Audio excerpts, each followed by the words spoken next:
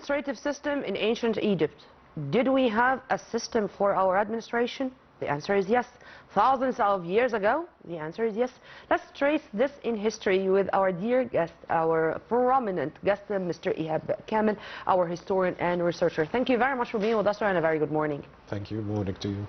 And I said yes, we did have an administrative system dating back to as early as the first dynasty, as the beginning of the dynastic period. Thousands of years ago. More than 30 centuries before Christ. Oh, how did it begin, or how did we know about it in the first place? Well, at the beginning it was the discovery of agriculture and the discovery of writing. The discovery of writing meant that we started documenting very early. From our records, we started to see that starting from the second dynasty, we're starting to have account or statistics for the population and the animals in Egypt, the cattle. In numbers? In numbers, yes. And the amount of grains that were harvested every year. Some pharaohs did it every year, some pharaohs did it every couple of years, and we had records about that. That's starting from the archaic period, from the second dynasty. Then starting from the Old Kingdom, as things became more complicated and the production had increased, so they had realized, the ancient Egyptians, that there need to be an organization to know exactly the income of the country, how much it is, how they're going to manage it.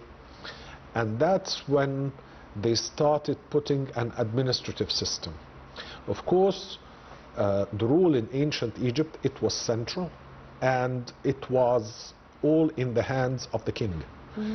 And this is understood because the ancient Egyptians, when they found that they had such huge wealth of production and cattle and all of that, this organization needed leadership.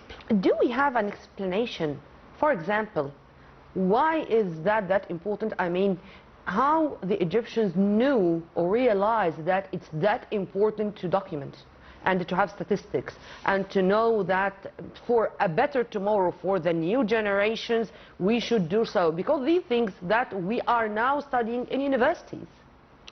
It's simply because they understood the value of what they got. They understood that they were under threat from the surrounding neighbors because they had secured their food to a great extent. And this had led that the country became a wealthy country. So they needed to organize that. To organize this, they needed leadership. They had put the leadership in the hands of a man, of the king. But to justify this leadership, they had given him also a holy touch. That the king, he is the Spirit of God, the Spirit of God living in a human body. So he became the ruler, the director, the manager, who delegated authority to people under him. That's why in the beginning, in the Old Kingdom, we had the administrative house, or the big house. We had two royal houses. We had the Pir'a, which is the royal residence, and we had the Pernisu, the house of the king. The house of the king is not the royal palace. That's the place where he had managed all this. It's like his office or his foundation. Underneath, we had the position of the vizier, Sati. The vizier, he is the second most important person in Egypt. He's Don't tell me that we deprived the word in Arabic wazir from this vizier. Vizier, yes. To be. In ancient Egyptian, the title Sati, meaning a vizier, this is like the prime minister today. He also had appointed treasurers. As you know, Egypt was divided into Upper and Lower Egypt, and although the country was united, but each one of Upper and Lower Egypt had its own treasury house.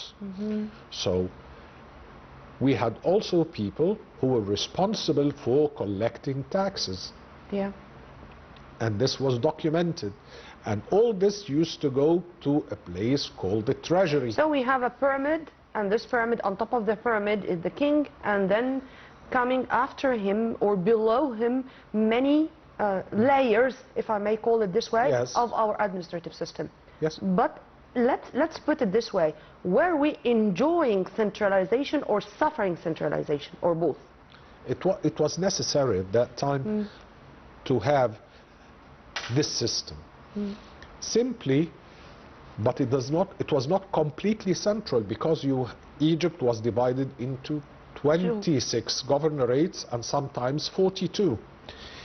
Each one of these governorates, or nomes as we used to call them. We call them what, sir? Nomes. Nomes. Okay. Yes. Each nome had a nomarch, a ruler, a governor, that ruled this nome or this governorate, and it was a hereditary rule. It was dedicated to a family to be responsible for ruling this particular governorate, and this governorate had paid taxes to the national treasury, and sometimes they used to provide the army with soldiers. Okay. Which means that their contribution was not only economic, but also human. They had to pay the tax in the form of soldiers to defend their country, because they all understand that they all go under one umbrella, the umbrella of the king, and they're all supposed to be sharing the responsibility of defending the country. Amen to that. But there's a great difference between administration and management. Tell me how we were managing Egypt. I mean, those who were responsible for the operations or the things taking place on the ground. Were they the same people, or they had all the time assistants on the ground to shoulder this responsibility? Oh, yes. Yes, definitely. Those directors and those officials, they had minor officials under them. I'll tell you something. For example, if you go to the tombs of the nobles of the Old Kingdom, you'll find that the noble is representing his farmland, his cattle, and next to all of this you'll find people sitting with pencils behind their ears with the word Sish written on them. Sish, it means what? What? Scribe, writer, documenting. Okay. The number of Sesh? Sish in ancient Egyptian means scribe, writer. This scribe, his main job is to document the number of cattle, the amount of wheat harvested that goes into the silos, everything that the noble... This based on a scientific... oh, yes. On a scientific base, sir. Yes, because also the people were paid in kind. So they used to record how much is paid to the workmen, how many loaves of bread daily, the amount of... 26 governorates, but how was the connection among them? Because to succeed in that, there should be such a connection among them. Was it also taking place on the ground in a way to benefit the Egyptian people? And if yes, how? Egypt was looked at by... Just to remind our viewers, we are talking about thousands of years ago. Yes. Basically speaking, you're talking about a country that's united by nature. According to the elements of geography, Egypt cannot be separated. We have the Nile that's supposed to be uniting the whole country. So the people are traveling all the way very easily. That's one thing. The second thing, you have a ruler who is supposed to be a holy person. So serving this holy person, meaning that you're serving the country, meaning that you're serving God. That's second thing. But you will notice as well that as things had developed and we got a bit by bit towards the new kingdom, the system became more complicated. because Egypt had started to open on the surrounding nations. The Egyptians in general, they always had suspicions about foreigners, to the extent that you will find that the ancient Egyptian language is one of the very few languages, if not the only one, that has a definition for the word foreigner. Oh. Khasit. Because Egypt was like a huge oasis surrounded by deserts and uncivilized people, either from the south or the east or the west, and these were mostly Bedouins. So these were the traditional enemies of Egypt. But in the New Kingdom, things had changed, starting from the 18th dynasty, and probably that's because of the painful experience that the Egyptians had experienced with the occupation of the Hyksos.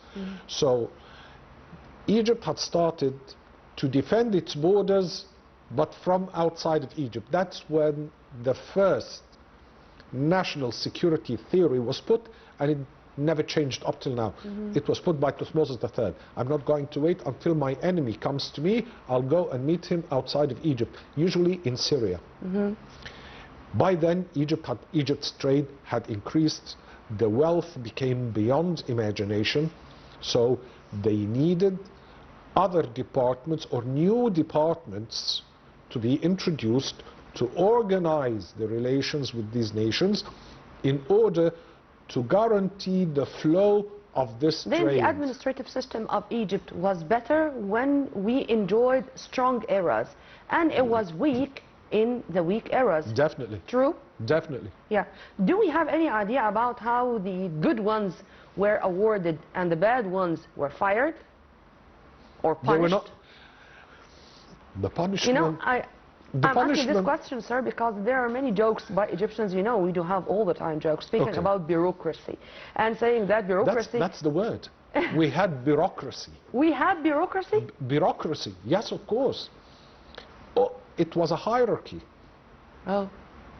And each one had a certain position. For example, and there's a name for this position. For example, those who were responsible for the royal buildings, like the Pyramid of the King or his tomb and his temples and all of that. We had a position called Midh Nisut, the royal engineer. And he was very close to the king. He's responsible for his own personal buildings. And he used to carry the title of the unique friend, Simirwati, which means that he's the one that the king listens to. And he's very close. And we have the engineers who built the boats, Midh Dipit, the ones who built, the engineers who built the boats. The boats were very important. Yeah, sure.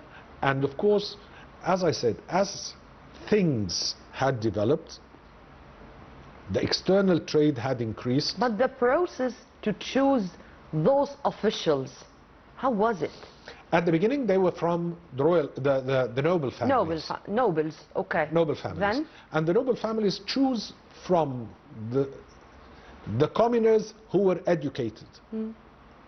Because not all the commoners were actually working as farmers. Some had joined the temples to be priests, or had joined an art school to become artists, or went to learn writing to become a scribe, and then he can make his way up in the bureaucracy until he becomes an important. And we have in one of the papyri, one of the farmers telling his children about the importance of education. You should go and get educated so that you can be one day a scribe, then you would be a government official, and you will not need to be a farmer. What the Egyptians called in the first half of the century Bash Katib. Oh yes. Yeah. Yes. To be responsible for this. Yes. But someone like, would you please correct me if I'm wrong, Hur Muhib. He was everything at the time. He was exceptional, or there were so many Hur Muhibs in our history. Hur Muhib is a special case. Yeah.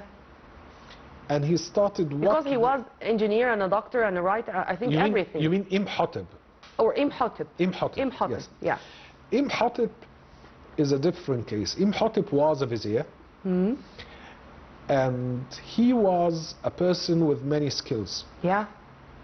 He was a doctor, architect, astronomer. So he was like a scientist who had An encyclopedia walking on too. exactly, Yeah. and who had also who was also a high government official. He became the vizier of King Zoser. Yeah. And because of this, I'm asking, do you have many examples like that, or he was an exception? With such a standard, he was an exception. Because later on, as things had developed, we started to find good doctors. We started finding architects, like for example in the 4th dynasty, we had Him Uno. Him Uno, the director of operations of the great pyramid or the complex of King Cheops. He's the one who had built the pyramid for King Cheops. Things had started to become more organized, as well as... I like the word organized rather than complicated, but we just want to send this message. Whenever there is a very talented man, a very talented official, he is going to have the responsibility of so many missions at a time simply when he deserves. And this is Egypt thousands of years ago. Sir, as usual, I enjoyed our discussion, and we are going to leave you with a promise to see you again in more episodes of our program. We were very much delighted and honored to have with us live here in the studio our prominent guest, Mr. Ihab Kamel, our historian and researcher. And by this, we come to the end of our breakfast show. Stay tuned on Nile TV International always for more. Many thanks for watching. This was Nermeen Abdurrahman.